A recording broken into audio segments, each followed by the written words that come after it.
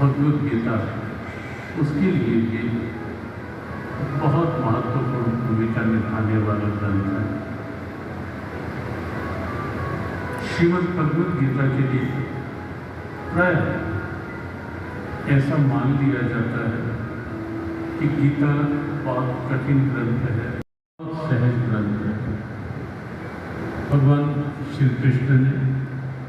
आज से लगभग 5157 वर्ष पूर्व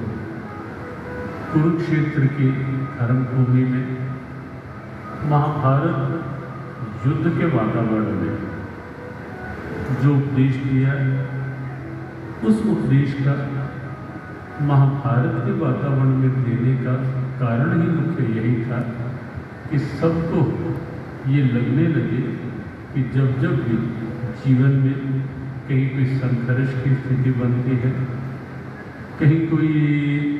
इस प्रकार के वातावरण बनते हैं जहाँ जीवन दुविधाओं में अपने आप को उलझा हुआ पाता है, जहाँ जीवन कई बार अपने आप को कुछ निराशाओं में घिरा हुआ और चिंताओं में घिरा हुआ सब पाता है। और ऐसी स्थितियाँ जीवन में कहीं ना कहीं, कभी ना कभी, लगभग सबके जीवन में कभी ना कभी आती ही है कि जहाँ कुछ संघर्ष जीवन में कुछ हावी होने लगते हैं, स्ट्रगल्स, जहाँ कुछ दुविधाएं, कुछ कंफ्यूजन जीवन में आने लगते हैं, जहाँ लगने लगता है क्लेश, और उन संघर्षों में कई बार मन डोलने लगता है, डगमगाने लगता है, घबराने लगता है, उकताने लगता है। भगवान कृष्ण ने इसीलिए भगवद गीता के उपदेश के लिए महाभारत का वातावरण चुना, विश्व को यह संदेश दिया कि कितना भी कलह का वातावरण हो, क्लेश का वातावरण हो, कितना भी अशांति का वातावरण हो, कितना भी तनाव, दबाव और दुर्भाव का वातावरण हो, भगवद गीता का उपदेश उस दुर्भाव में से भी कोई ना कोई सद्भावना का रास्ता बनाने की प्रेरणा बन सकता है। भगवद गीता का संदेश तनाव और दबाव, टेंशन और स्ट्रेस की स्थिति में भी कहीं ना कहीं शांति का उद्घोष बन सकता है। भगवद गीता का उपदेश संघर्षों में भी बिना करता रह सकता है, करता है निश्चित रूप से। सामान्य रूप से ये होता है कि जीवन कई बार लड़खड़ाने सा लगता है जब कोई बात अपने अनुकूल नहीं होती। परिवार में, व्यापार में, व्यवहार में, संसार में,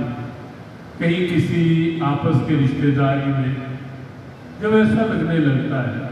कि कोई दुविधाएं क्रिएट हो जाती हैं,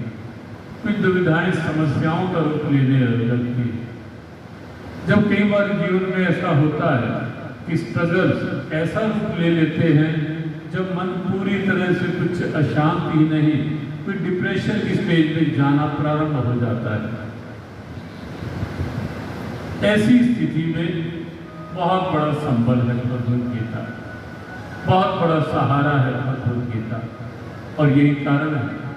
कि पूरे विश्व को भगवान कृष्ण ने चौंकाया, पूरे विश्व के चिंतकों को चौंकाया,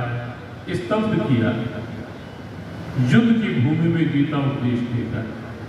आज तक भी विश्व के बहुत से चिंतक, बहुत से स्कॉलर्स इस बात के लिए बहुत हैरान होते हैं, बहुत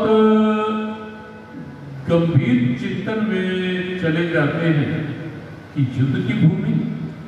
संघर्षों का वातावरण, और वहां सुनाया जा रहा है गीता का ज्ञान। यह है भारत की पहचान,